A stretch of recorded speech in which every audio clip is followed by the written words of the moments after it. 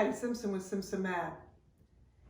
In this video, we have an example of a survey of students' favorite after-school activities. We're going to use the data from this to answer a few questions. So a survey of students' favorite after-school activities was conducted at a school. The survey yielded the following results. 45 students chose play sports, 66 chose talk on the phone, 27 chose earn money, 21 chose school clubs, 75 chose go online, and 66 chose hang out with friends. Let's answer a few questions concerning that data. I want to know what fraction of students chose play sports. So remember, when we're creating a fraction, it's the part out of the whole. So the first thing we will need is the total number of students that were surveyed. In order to find that total number of students, we're going to add up all of the students.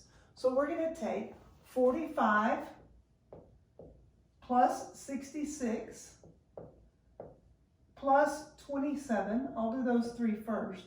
So that's 11 plus 7 makes 18.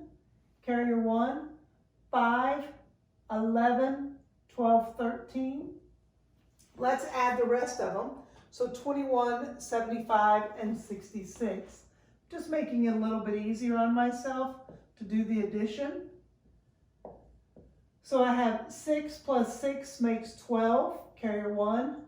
3 plus 7 is 10. Plus 6 is 16. So I'm going to add these half plus that half, 138, plus the 162, that's 10, carry your 1, 9, 10, carry my 1. So there were 300 total students surveyed. This 300 is the total number of students. Now, what we do to find the fraction is we take our piece out of our whole, and we want to know the fractions of students that chose play sports. So if we look at the students that chose play sports, there are 45 of those. So I'm going to take 45 out of my total of 300. And there's my fraction of those who chose play sports. Let's reduce or simplify that fraction. If it's 45 out of 300 students, well, we could take the top and the bottom and divide by 5.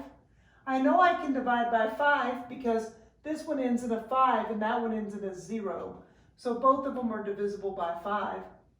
So we have 9 over, well, 5 goes into 30 6 times. 5 goes into 0 0 times. I think I can continue to reduce that because 3 goes into both 9 and into 60. So I can reduce this or simplify it by 3 over 3. That equals, well, 9 divided by 3 is 3, and 60 divided by 3 is 20. So 45 out of the 300 students said play sports. If I only looked at 60 of the students, then 9 out of those 60 said play sports. If I only look at 20 of the students, then 3 out of the 20 would be expected to have said choose sports. So there's that simplified version of the fraction of those who chose play sports. Let's answer the next question. What percent of students said earn money? So same idea, because remember that a percent is just a fraction.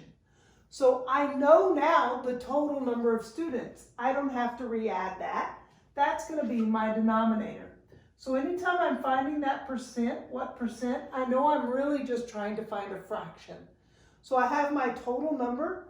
I want to know those that say earn money. Well, there were 27 of those that said earn money. So the fraction is 27 out of the 300 students said earn money. I want it as a percent. Remember that percent is just this fraction with 100 in my denominator. So I think to myself, what do I need to divide this by to get down to 100 in my denominator? In order to see what the percent is, I need that denominator to be 100. Well, if I divide this bottom by 3, that will move me down to 100. It will equal 100. So if I divide the bottom by 3, I have to divide the top by 3 because I'm really just dividing by that fancy 1. 27 divided by 3 then is 9.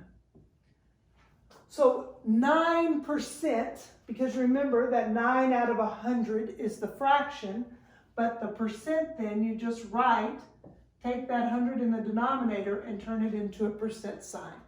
So 9 out of 100 students said earn money, or 9% of the students said earn money.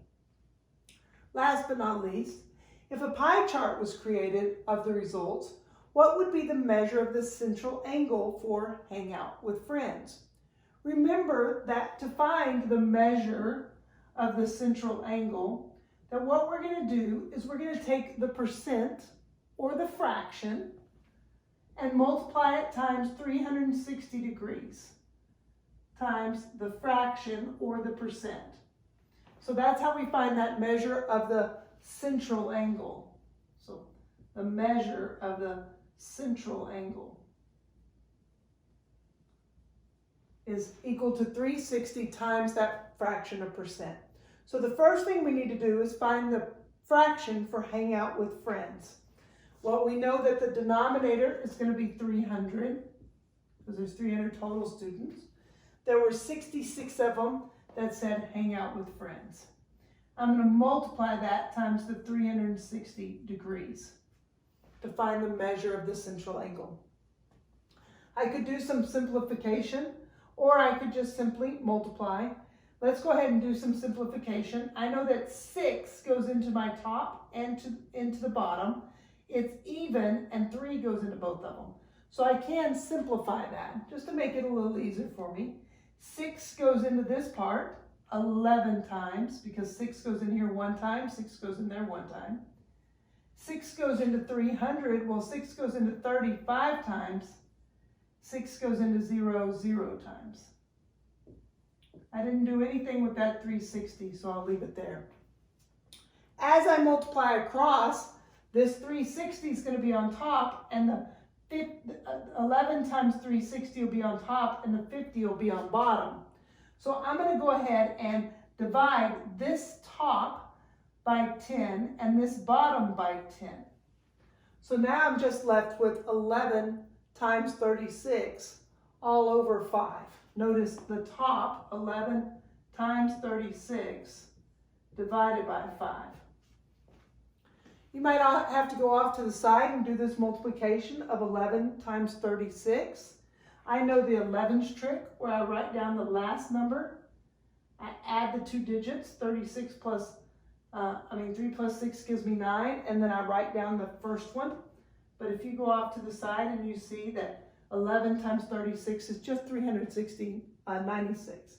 I have to divide that by the 5 now. So 5 goes into 39 7 times with 4 left over. 5 goes into 46 9 times with 1 left over. Notice that 1 though is a remainder, so it's 1/5 left over. Or I could stick a 0 on the end, make this a decimal, and say 5 goes into 10 2 times. So the degree of that central angle is going to be 79.2, or 79 2/10 degree. This is the degree of that central angle. So there's an example of a data collection and some questions answered from it. Math Made Simple at Simpson Math. Thanks for watching.